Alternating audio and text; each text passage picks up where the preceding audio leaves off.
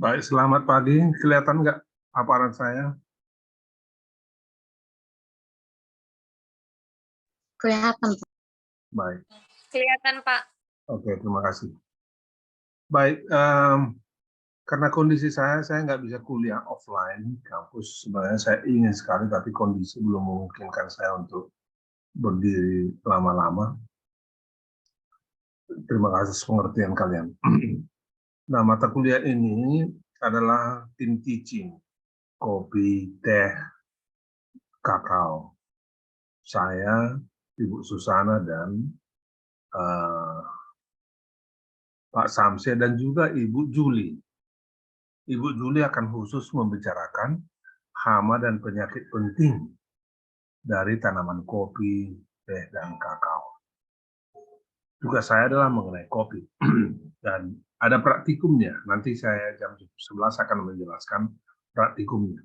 Sekarang kita kuliah saja dulu. Nah, seperti biasa, bahan kuliah ini selalu saya rekam dan kemudian saya upload ke YouTube. Kalian boleh dengar kembali nanti di YouTube.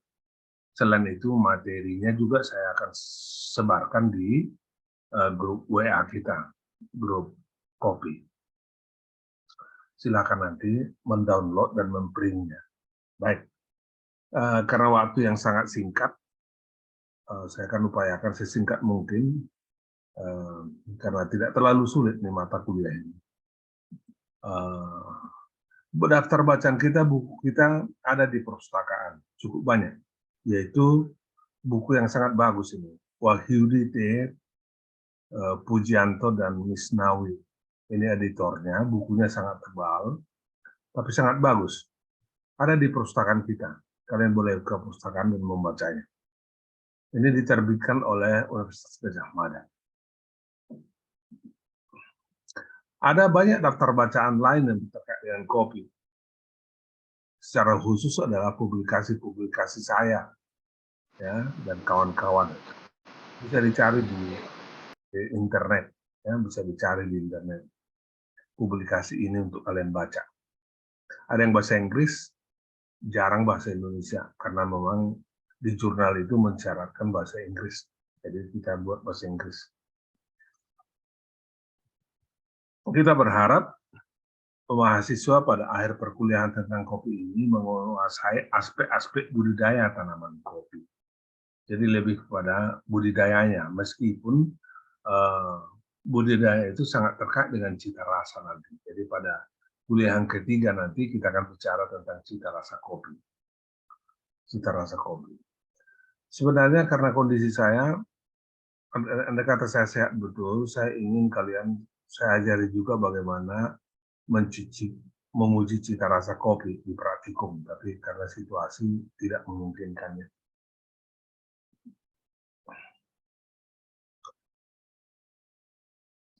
Kopi secara konseptual sebagai tanaman yang dipanen secara periodik, ya.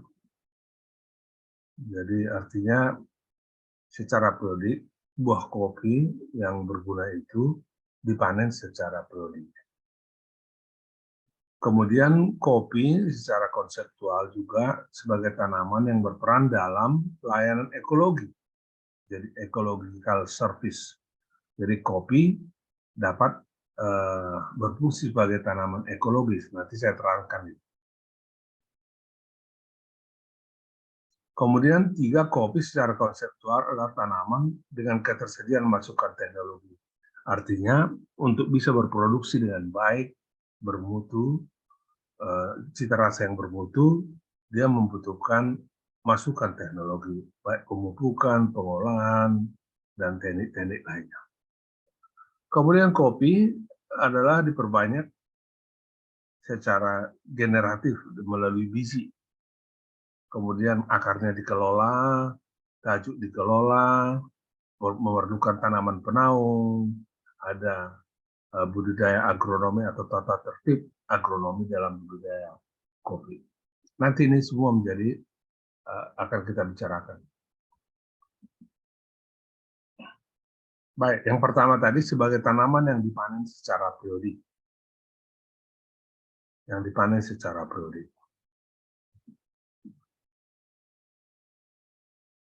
Kopi kita kenal dengan 3 jenis yang umum ya, ratusan sebenarnya jenis kopi. Tapi yang umum kita kenal di Indonesia adalah kopi Arabica, Coffea Arabica L. Kemudian kopi Robusta, Coffea Sanefora Varietas Robusta. Kemudian kopi Liberica, Liberica Bull, Coffea Liberica Bull X Hill. Nah, kopi Arabica, kopi Robusta ini kita kenal di Sumatera Utara. Kalau Liberica itu banyak di Jambi dan Riau, ya, banyak di Jambi dan Riau. Dulu ada juga di Sumatera Utara, tapi Selatan Liberica ini. Tapi kemudian yang paling berkembang sekarang adalah kopi Arabica dan Robusta. Ini adalah tanaman jenis Arabica, namanya Sigarar Utang. Ini saya foto tahun 2010, udah lama sekali. Saya masih awet muda waktu itu ya. Di apa namanya di Tobasa. Ini di perkebunan di Tobasa. Anda lihat bahwa tinggi tanaman itu tidak terlalu tinggi karena pucuknya dipangkas ya, dia dipangkas. Kopi dimanfaatkan untuk konsumsi, juga digunakan untuk kosmetik, dan juga ada pewangi. Untuk konsumsi kita tahu kopi ya, Starbucks, Metal Coffee, saya pernah membuka kedai kopi di Kuala Namu, di kampus di Siantar. Sayang karena pandemi menjadi tutup ya, dan kesehatan saya tidak memungkinkan saya untuk membuka. Tapi kalau saya nanti sehat, saya akan buka kedai kopi itu kembali, jadi konsumsi. Dan kita Sumatera Utara adalah penghasil kopi Arabica terbanyak di Indonesia. Provinsi yang memproduksi kopi Arabica terbanyak. Kalau kita di Sumatera Utara itu jenisnya kebanyakan adalah Sigarar Utang. Kemudian digunakan untuk kosmetik. Jadi kalau ditempelkan ke tangan yang kulitnya tua, itu akan terkelupas kulit yang tua itu. Kemudian juga ke wajah, sering digunakan ke wajah juga. Kemudian pewangi, ini pewangi sering dipakai di mobil.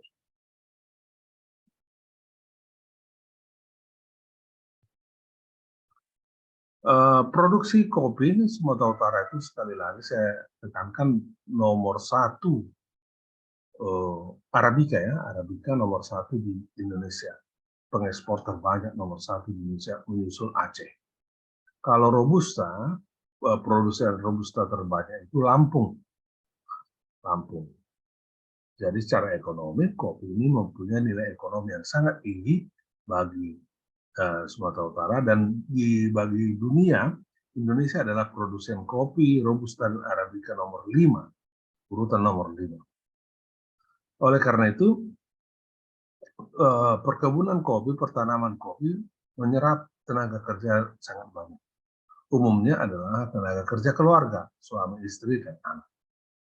Oleh karena itu, ini menjadi sumber kehidupan bagi keluarga. Dan kopi Arabica kita itu di Sumatera Utara yang Sigarar Utang itu dipanen sekali 2 minggu. Nah, itu masaknya tidak sekali seminggu, tapi dipanen sekali 2 minggu. Kalau kalian ada yang berasal dari Humbang, dari Samosir, dari Dairi, kalian tahu kopi Arabica kita Sigarar Utang. Dan oleh karenanya mempunyai nilai ekonomi. Jarang petani di Sumatera Utara yang tidak mempunyai lahan kopi. Kemudian jumlah peminum kopi di Indonesia bertambah 1-2% setiap tahun. 1-2% bertambah setiap tahun. Jadi sebenarnya kebutuhan kopi kita akan meningkat terus 1-2% peminumnya bertambah setahun. Khususnya kalangan anak-anak muda. Kalangan anak muda semakin menggemari kopi.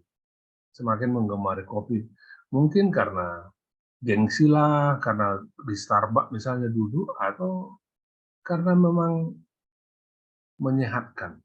Kopi itu kalau kita minum, misalnya 1 jam sebelum ujian, kita minum kopi segelas, biasanya akan meningkatkan daya ingat. Ini adalah buah kopi Arabica yang saya panen. Warnanya inilah buah yang sempurna.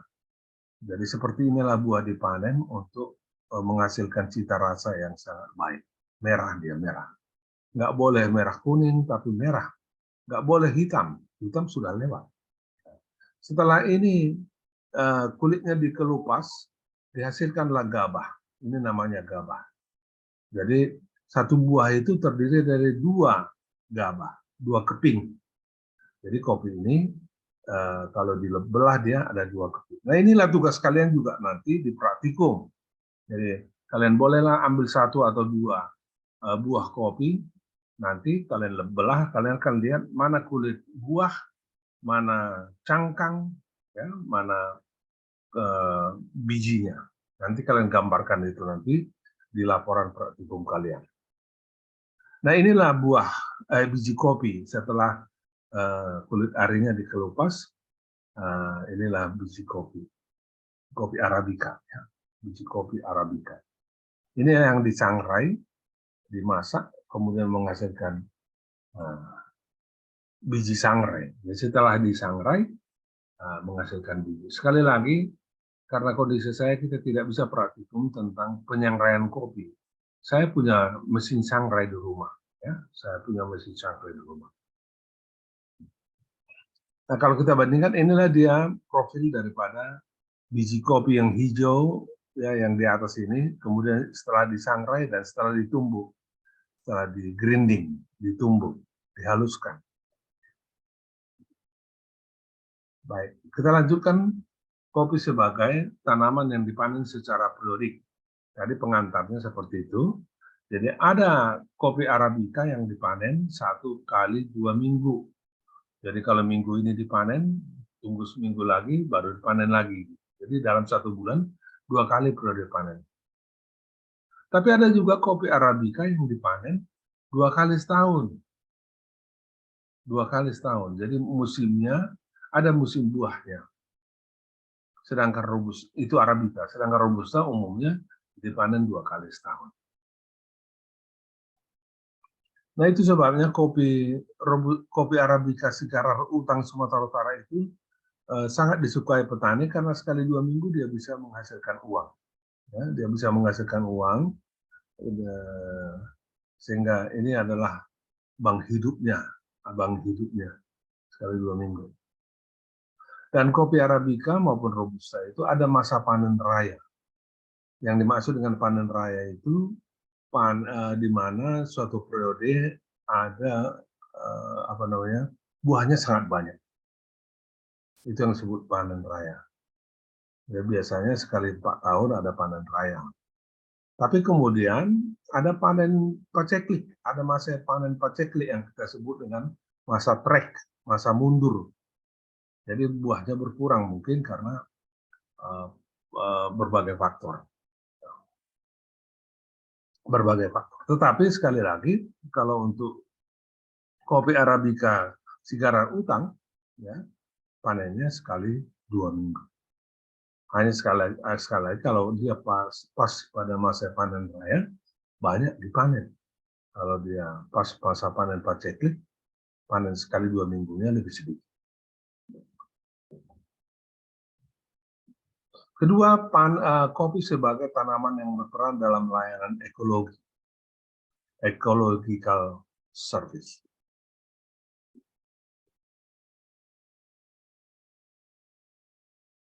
Kopi adalah tanaman C3. Kalian sudah pelajari fisiologi tumbuhan. Ada tanaman C3, ada tanaman C4, ada tanaman MAC. Nah, kopi adalah tanaman C3. Untuk berproduksi dengan bagus, dia tidak membutuhkan cahaya terlalu penuh. Jadi tanaman ini memerlukan tanaman penaung, pelindung. Dan kopi Arabica kita itu Arabica dan Robusta itu asalnya dari Ethiopia, hutan-hutan Ethiopia. Jadi dia tanaman hutan sebenarnya.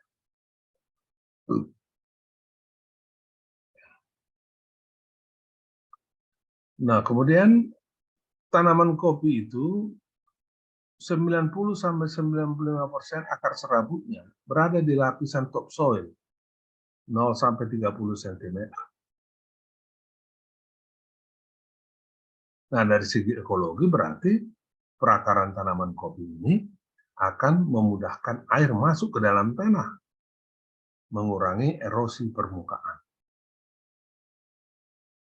Jadi, kopi sebagai tanaman yang berperan sebagai layanan ekologis ditinjau dari segi akarnya itu sangat menolong untuk segera memasukkan air ke dalam tanah sehingga mengurangi, mencegah aliran permukaan yang mengakibatkan erosi. Tentu saja karena kondisi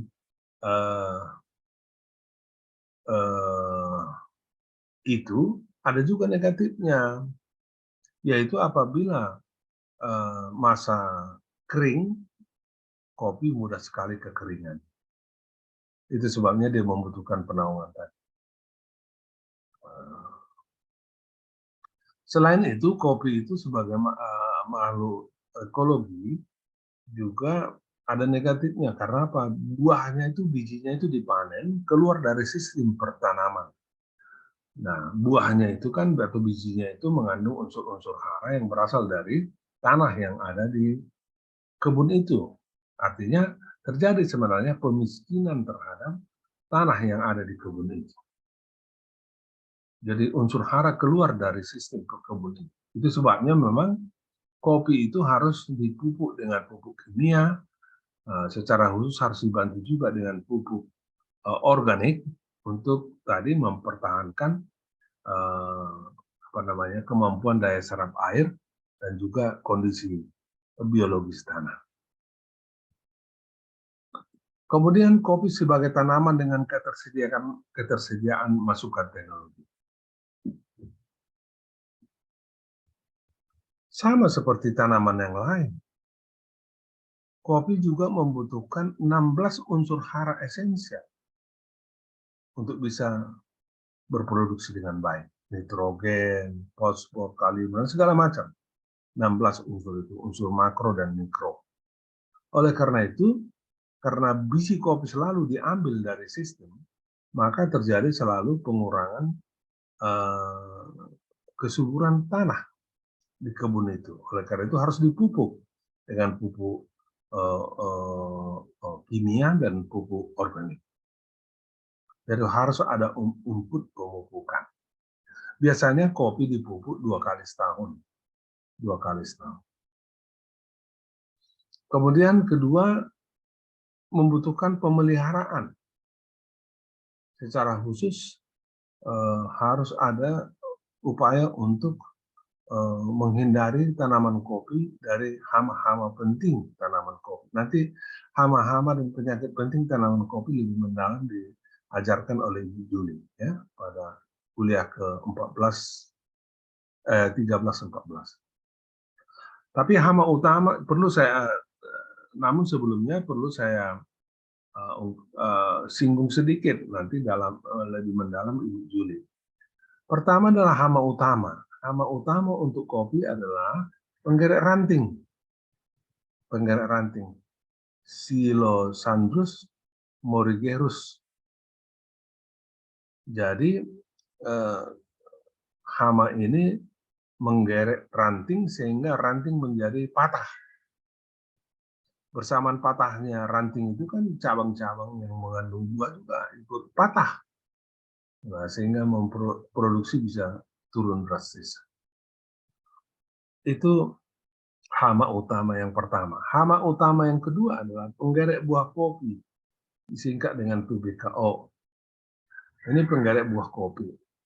Buah kopi yang digerek, dia masuk ke dalam dan memakan biji kopi yang ada di dalam buah. Sehingga buah kopi itu sering kelihatan bagus sekali dari luar, tetapi ketika dibuka, di dalam sudah busuk. Nggak ada lagi bijinya, karena bijinya sudah dimakan oleh PBKO ini. Jadi sangat berbahaya nih PBKO ini. Bahasa Latinnya adalah Hypothenemus hampifer. Jadi buahnya kelihatan merah bagus, tapi bijinya sudah habis dimakan oleh PBKO. Besarnya PBKO itu serangga ini hanya 1,2 mm, tapi habis dibuat bijinya. Kemudian penyakit utama dari kopi adalah karat daun. Disebabkan oleh cendawan yang disebut Hemileia fastatrix. Hemileia fastatrix. Saya mau tunjukkan dulu gejala-gejala dari tanaman penggeret buah kopi. Jadi kalau Anda lihat di sini, ujungnya ini dictus namanya ya, ujungnya ini ada lubang. Dari situlah masuk. Kalau ada lubang, berarti lubang itu adalah tusukan dari penggeret buah kopi itu masuk ke dalam. Okay. Kemudian ini adalah gejala dari penyakit karat daun. Jadi di bagian bawah dari daun itu cendawan ini berkembang. Warnanya seperti karat. Makanya disebut penyakit karat daun. Saya banyak penelitian tentang penyakit karat daun ini. Kemudian perbanyakan tanaman, pengelolaan akar, pengelolaan tajuk, tanaman penaung, tertib agronomi dalam budidaya secara keseluruhan. Nah, tanaman kopi diperbanyak secara biji atau dengan kata lain secara seksual. Dan ini pada umumnya diperbanyak secara biji. Oleh Arabica, tanaman Arabica, kopi Arabica atau tanaman menyerbuk sendiri, sehingga dia lebih homozigot. Ya, arah pengembangan pemulihan tanamannya adalah homozigot. Di ilmu genetika sudah kita pelajari bahwa kalau tanaman menyerbuk sendiri, eksploitasi genetiknya adalah segregasi transkripsi. Belum ada kopi Arab hibrida, tetapi sekarang ini sudah ada penelitian tentang kopi hibrida. Kopi hibrida kita tahu dihasilkan melalui eksploitasi heterozigositas atau heterosis. Kemudian perbanyakan tanaman secara vegetatif belum pernah dilakukan, ya, belum pernah dilakukan.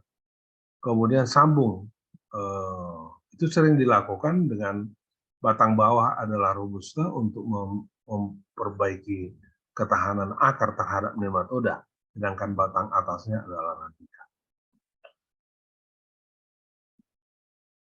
Yang kedua tadi adalah pengelolaan akar. Kita sudah sebutkan tadi bahwa sebanyak 90-95% akar serabut kopi berada di lapisan topsoil, yaitu 0-30 cm. Itu sebabnya maka perakaran kopi sebenarnya pK terhadap genangan air. Kalau tergenang 1 jam, udah banyak 1 hari banyak akarnya akan mati, tidak bisa menyerap oksigen. Itu sebabnya pertanaman kopi itu harus drainasenya harus bagus. Sekaligus juga kopi Arabica pK terhadap kekeringan, karena itu tadi 90-95% akar serabutnya ada di lapisan topsoil.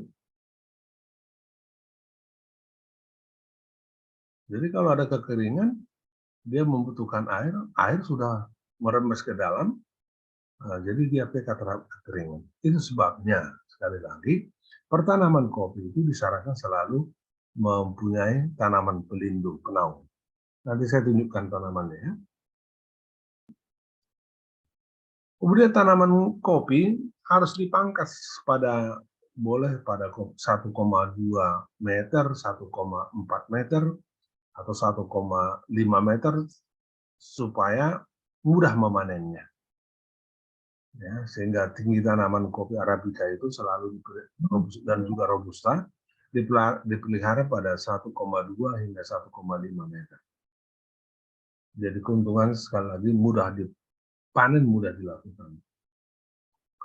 Kemudian tunas wiwilan atau tunas air, tunas yang tidak produktif yang tumbuh dari batang, ya, batang tegak, itu tunas air harus dipotong karena tidak produktif. Kalau dibiarkan itu maka produksi akan menurun. Kemudian tanaman membutuhkan tanaman penaung, shading tree, karena kopi adalah tanaman C3. Dan biasanya yang digunakan adalah Lamtoro PG79. Nah ini coba lihat, ini adalah foto pertanaman kopi di Siborong-Borong, di siapa orang kalian dari Siborong-Borong? Daerah kopi Siborong-Borong itu daerah apa?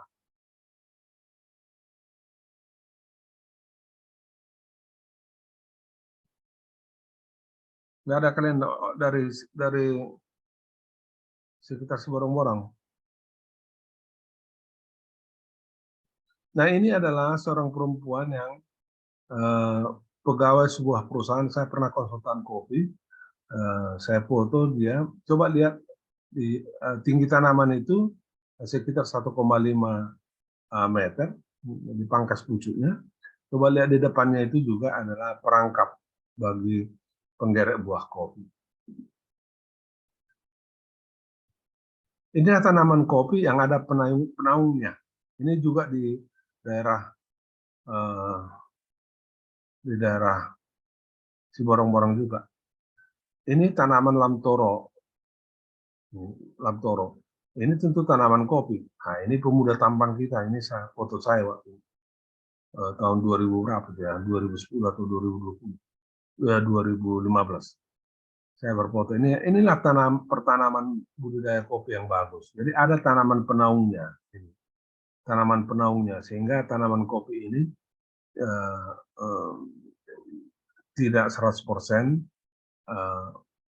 menerima cahaya penuh. Nah, budidaya kopi ini perlu masih dikembangkan, yaitu dengan cara memperluas pasar. Jadi tidak hanya di dalam negeri dipasarkan, tapi juga ke luar negeri. Meningkatkan pengguna. Tadi sudah kita katakan bahwa 1-2% bertambah jumlah peminum kopi, terutama kalangan muda. Kemudian menciptakan varietas hibrida ini belum ada, tapi setelah dilakukan penelitian, ada kemungkinan varietas hibrida bisa diciptakan. Kemudian meningkatkan produktivitas melalui peningkatan produksi, persatuan waktu. Itu pengelolaan dengan baik, pemupukan dengan pupuk organik, pemupukan dengan kimia, kemudian menciptakan penaung kopi, kemudian dan segala macam lah teknik budidaya kopi. Terima kasih, itulah materi kita hari ini. Nanti akan saya share.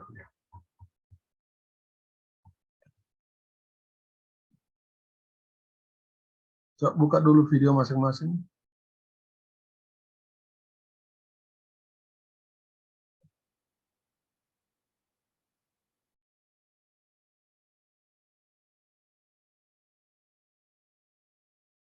Baik, sekali lagi saya ingatkan bahwa absensi itu saya ambil dari chat. Ya. Kadang-kadang kita akan kuliah 2 kali. Apakah dari chat yang pertama saya ambil yang kedua itu nanti tergantung saya, situasinya. Kemudian saya akan sekali-sekali akan tanya, apakah memang betul kalian hadir? Misalnya contohnya, Rizky, buka dulu videomu. Hadir, Pak. Nah, seperti itu. Nah, kalau 2 kali saya panggil juga nggak menyahut, maka saya akan catat dia tidak hadir. Ya, dia tidak hadir. Saya akan catat dia tidak hadir. Dan itu akan mengurangi nilainya. Ya, nilainya. Sikapnya. Juga kalau beberapa kali seperti itu, juga akan mengurangi nilai kuisnya. Juga UTS-nya. Jadi sangat banyak akibatnya. Baik, ada pertanyaan? Ada pertanyaan? Putri? Tidak ada, Pak. Baik. Terima kasih atas perhatian kalian. Nanti jam 11 kita masuk lagi bicara tentang praktikum. Ya. Selamat siang. Terima kasih.